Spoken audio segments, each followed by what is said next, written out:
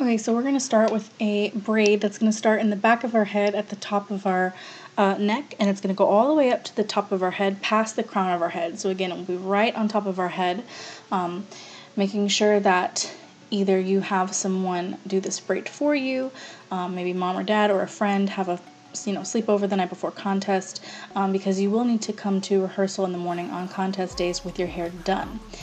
If you don't know how to do this type of braid, I will have a link in the description box that you can click on that will take you to a video that I have done in the past that I actually did a tutorial for this braid at the very beginning of it. So if you need to watch that, make sure you do that first before you try this hairstyle.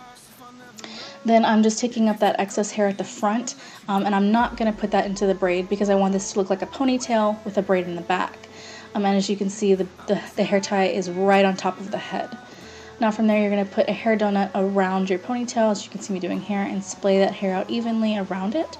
And now I'm actually going to show you a different way to make this bun happen, and this is the way you will need to do it as well, because I don't want any excess hair wrapped around the bun. So what I'm doing is I'm placing the hair underneath the hair donut, and I'm pushing it into and underneath the donut and wrapping as I go. So you can kind of see that I'm literally just moving around her and pressing it underneath into the hair donut until all the hair disappears, and this is kind of what you're left with.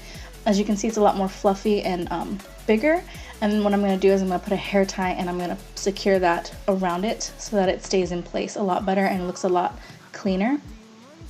And then from here, I'm just going to start pinning away all the little excess hairs, making sure that everything looks clean and precise. And then I'm also going to pin down the bun on either side of her head to make sure that it stays in all day. That will just help it stay more secure.